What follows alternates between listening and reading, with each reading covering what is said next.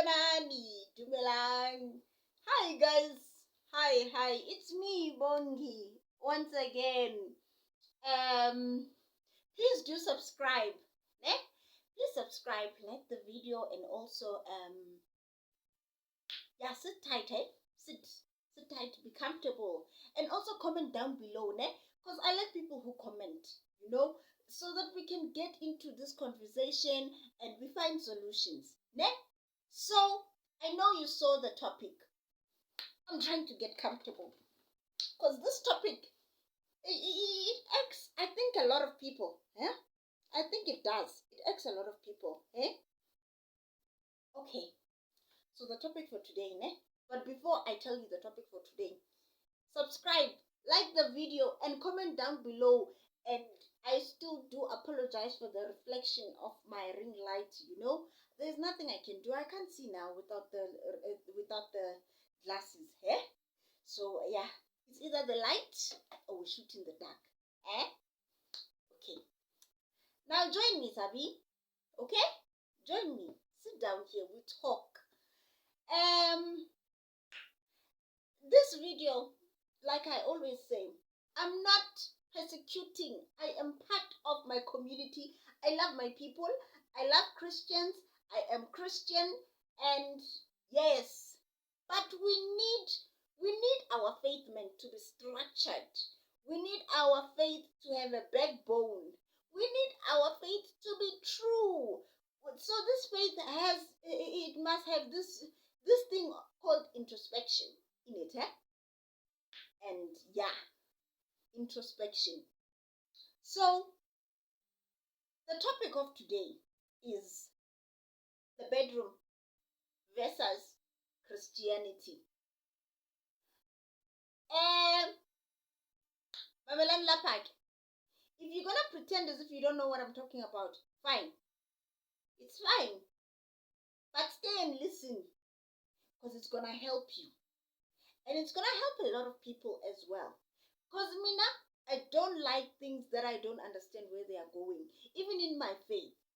If I don't hear you, if I don't understand what you're telling me and why must I do it, I don't budge. Eh? I really don't budge. Ne? Wait a minute. Let me see what's going on here.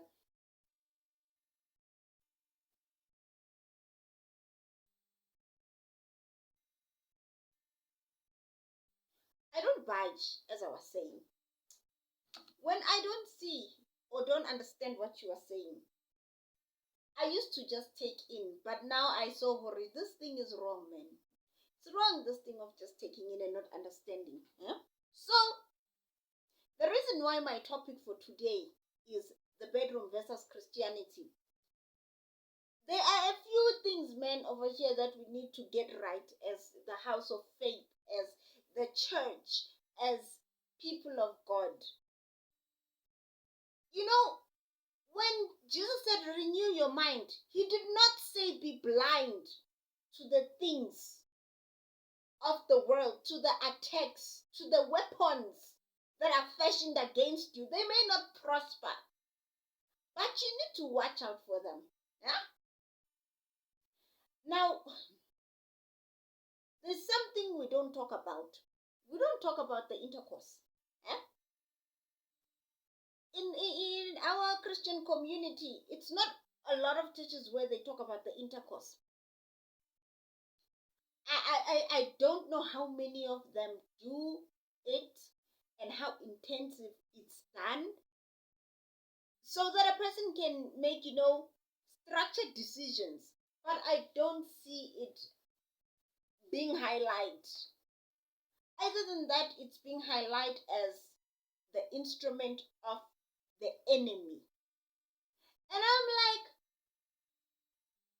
but this is something for marriage. Huh? This is something for marriage now, Sabi. Huh? So, why is it not one of those topics where it is purified, it is clarified, and personified? I need to know. Why is it not something that is discussed in a manner that it's not perverted? Because anything can be perverted, okay? It just depends on how you structure it. See what I did there? Mm-hmm. Yes. So, first of all, from the teenage perspective, Nje, teenagers don't even understand their bodies. Yet we have the youth organizations in our churches. Teenagers are still curious. They want to do things, they want to explore the world. But we don't tell them what are the dangers of it. We don't, besides telling them the dangers of it, we don't teach them enough to understand themselves. Because when you don't understand yourself, you don't make informed decisions. And then uninformed decisions lead to life damages and scars. Some of them are permanent. Okay? Now, I just wanted to ask this for the people who say this is not a topic for church. Why is it not a topic that we should be having? Excuse me. Why is it not a topic that we are why is it not a thingy, a conversation that we are having in a church? Why are we not talking about intercourse? Why are we not talking to boys about what is the meaning of what's that now? What is the difference? Sorry, I meant what is the difference between feelings and actions? Why are we not talking to girls about emotions versus mental state? Because the devil doesn't care that you are Christian, okay? The devil does not care that you are Christian. Ne? So if we don't teach boys how to become informed men that understand themselves and the decisions that they make and the decisions that they take, we end up having a dilemma. I just heard the other day that a boy forced himself on a girl. Now, I can tell you this, little boys are very stupid. He may have thought that her no was a no of that she's joking. Khanti, it was a real no. And then that ended up becoming a case that is going to court because that girl said no and this one forced himself on the girl. Now her life is gone. He's going to jail because of that small stupidity. And you are a Christian. Another thing I see is Christian guys. Now I'm talking about men, not just teenagers. Men who have issues outside of their faith that lead them to being womanizers. Now, I can only bring this back to one thing. That is someone who does not understand themselves. That is someone who does not understand who they are in terms of, okay, fine, in terms of intercourse and how they feel at that time. And also, like, in between, like, because other people confuse, they confuse love with lust. And the reason why that is confused a lot is because some people were not explained to or they did not get the talk. And as Christians, in order to navigate in these dangerous waters called life, you need to understand yourself as a Christian. Besides that you are a human being, you need to understand that yes, I am a child of God, and being a child of God does not make me immune to things of the world. So don't say when somebody tells you, I've got feelings, and here are my feelings are 1, 2, and 3. And then when you're like, "Woo, man, I'm too holy to talk about that." No, I'm too holy to talk about. I can't even talk about it. I'm quasi. No. Ah, what is wrong with you? Huh? If you got the education, if you've got the knowledge, this is why now I understand why people were persecuting Jesus, because Jesus was really provoking and probing into things that people didn't want to talk about it. Are you gonna die if you did not talk? If you talked about it? Because here's what I know. Sensual, like sensual, like for myself, ne? Mina, here's what happened. I just wanna take this because, like, guys, I wanna finish this video now, ne? And go to sleep. Tomorrow there's a couch delivery that came through, so I wanna finish this very fast. One thing people do in most cases when it comes to the bedroom versus Christianity is that people don't talk about the things that they need as human beings in life. And this happens in marriages as well. There are people who don't want to talk about their bedroom life. And I wonder, how? Are you not living in this world? Did you not agree to marry someone? And marrying someone involves such things. So what is wrong about talking about the likes and don'ts, the do's and don'ts of this life? Okay, and then there is us, your young adults. Yes, us, who don't express how hard it is to be celibate until you get married. Yes, us, yes, us, the young adults, your 20s, your 21, your 27-year-olds. Do you know how hard it is to remain celibate? I'm just asking you.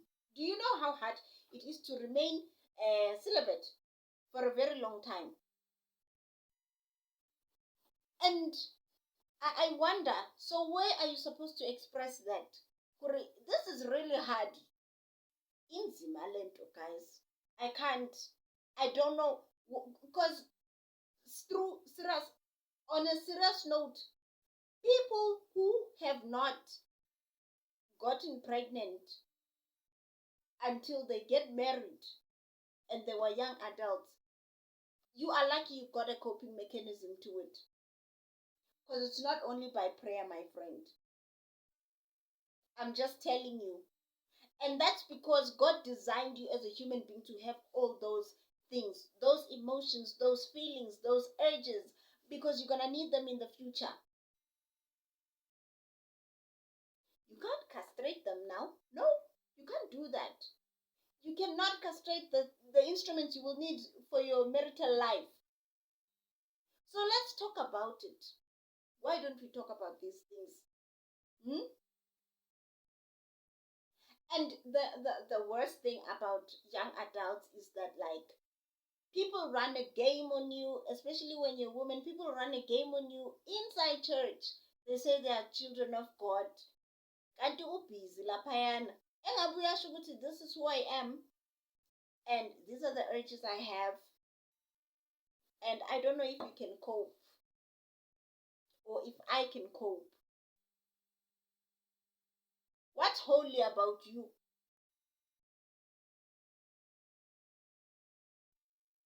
I think the holiest thing in life is being honest. Being honest to yourself. Being honest about how you feel. Being honest if something hurts, if something is hard. Like, I think that's the holiest you can be, guys.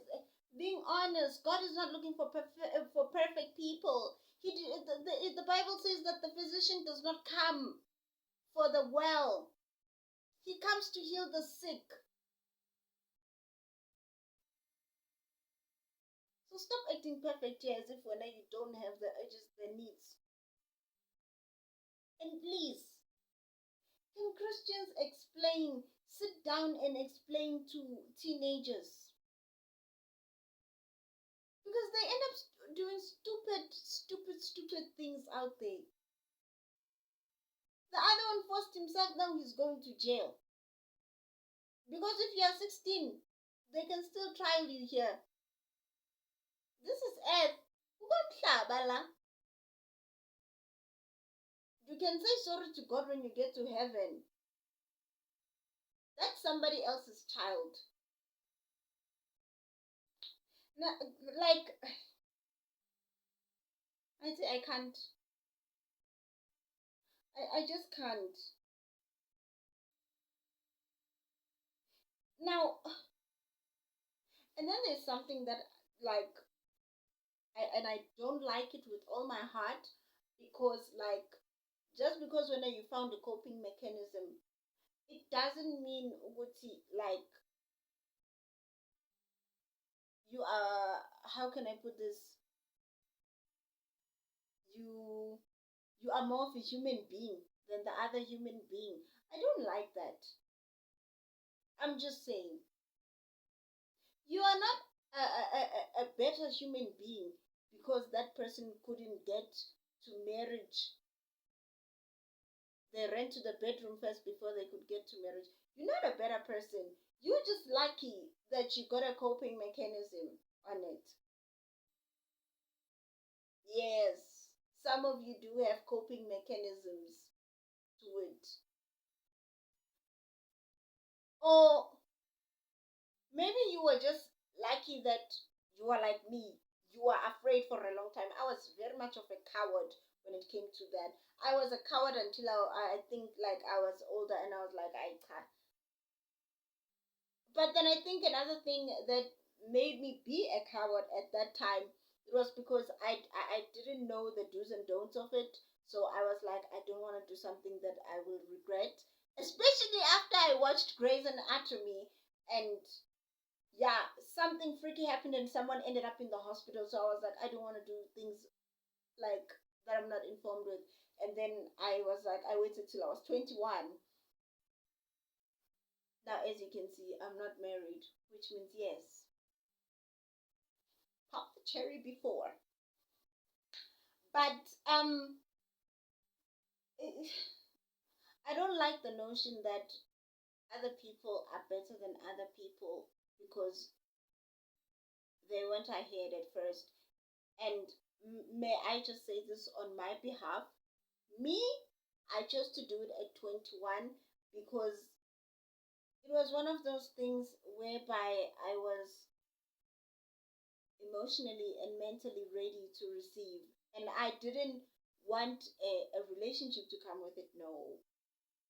I just wanted it to be one of those things that I get out of the way so that on my marriage night, I don't lock myself up in the bathroom because I don't know what to do when I get to that bed.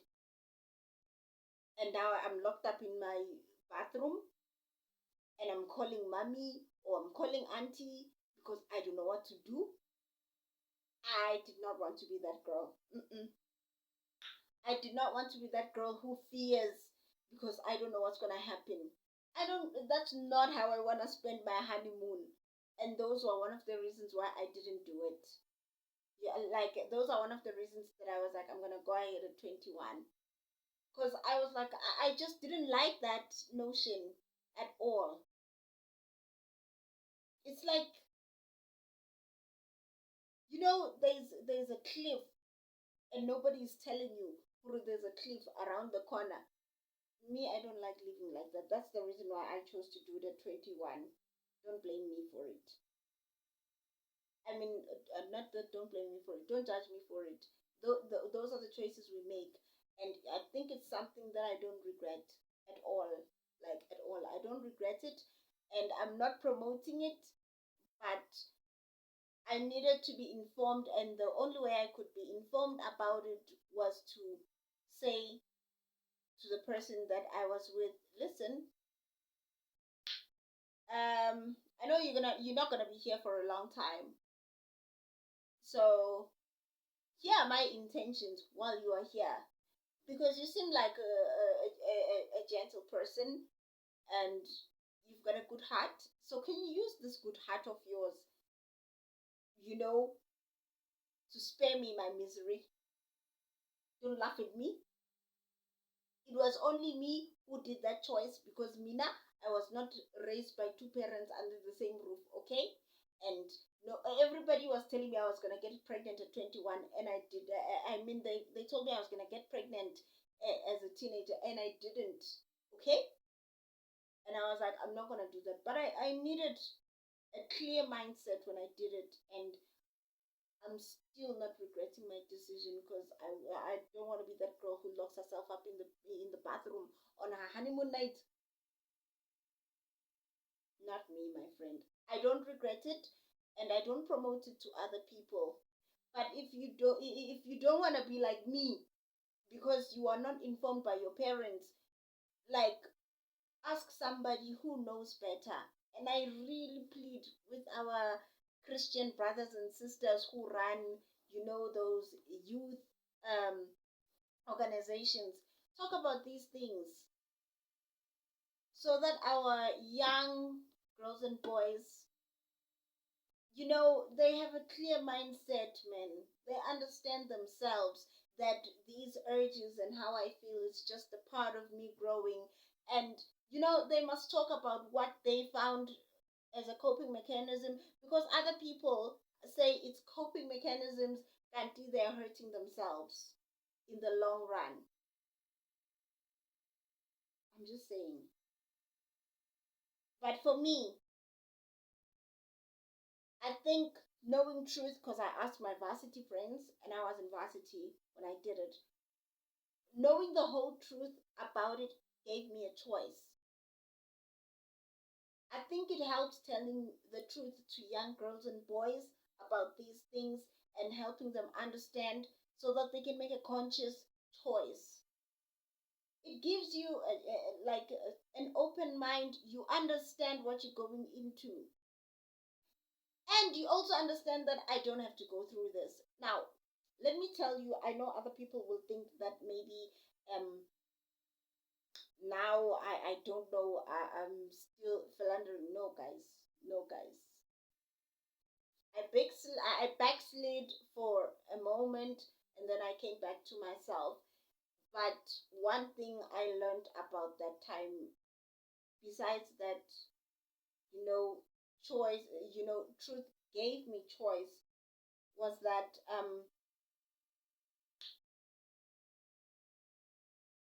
here's the rodeo of like intercourse, ne? I did not like the idea that I will have to clean up.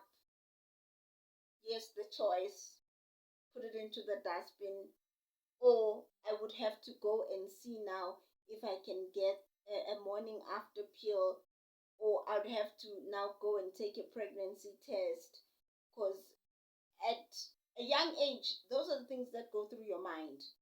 At a young age, those are the things that go through your mind. At 21 and 22, yeah, at 21 and 22, that's what I was like, that's it. Like, I don't understand why should I go through all this. And at that time, boys are stupid and they ran away from responsibility. So the last thing I wanted was to find myself in a clinic saying I want to do an abortion, or finding myself in a clinic and finding out that I'm pregnant, or finding myself now having to test for HIV and AIDS every second month or every third month because you don't understand this boy that is in front of you and you don't even know him that well and you're already playing the wifey role. I did not like that. So I was like, go back to celibacy, girl. And like, it helped me. In the long run, it did help me.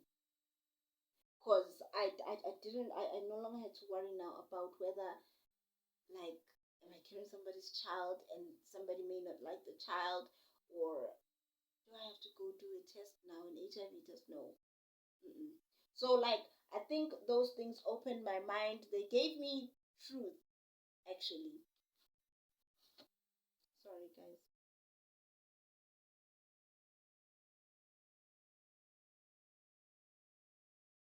So now they gave me those things, gave me truth, and I was like,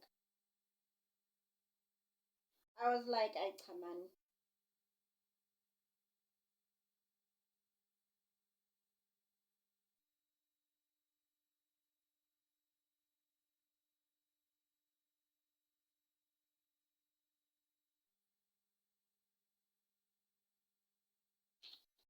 Yeah. So now those were my, like, things that I was like, I don't want to go. I don't want to have to go through that ever again, because you go through those motions alone, ne?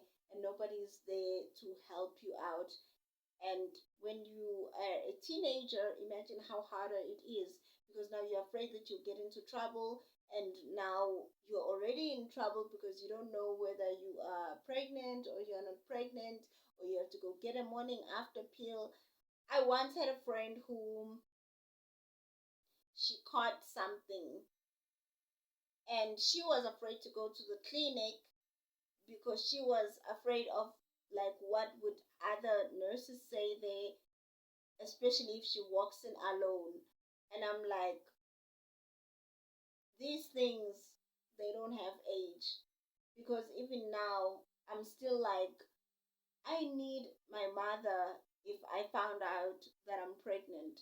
Yes, at 27 years of age, I still need my mother when I say, and I come to myself like, I'm actually pregnant for someone, whether I'm married or not married. These things are hard enough.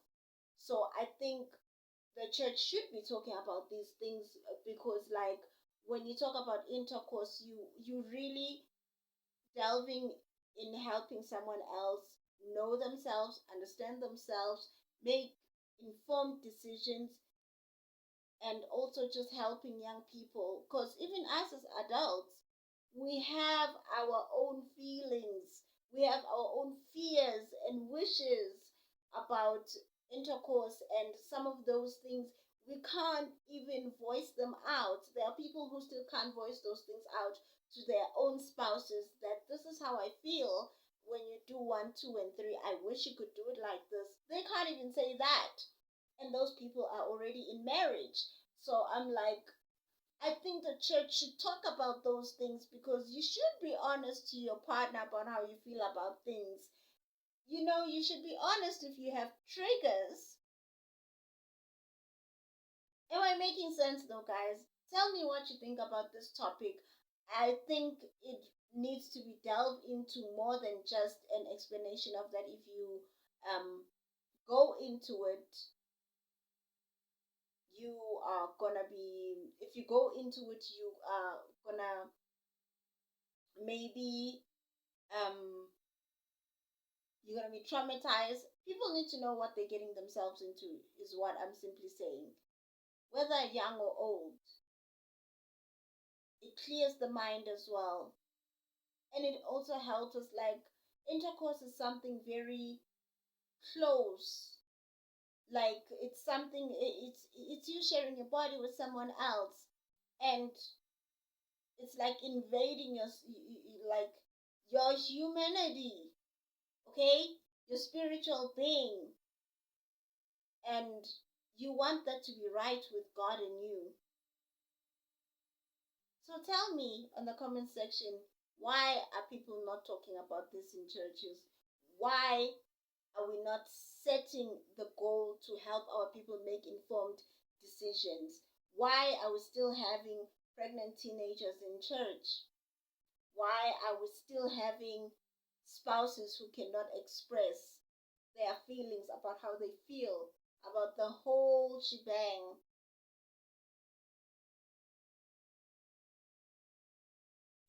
Now, don't talk about it to Bomam Kopos. There are people who gossip out there, guys. I'm just saying, and asking why can't we have an open discussion about it, and an educative one and an informing one. That's all I'm saying. Please do comment down below, tell me what you think, and I'd like to know more. Like, I need to understand, why is this topic so much ran away from? Okay? From me to you, love you guys. Please do share, subscribe, like the video, and comment. Get into the conversation, okay?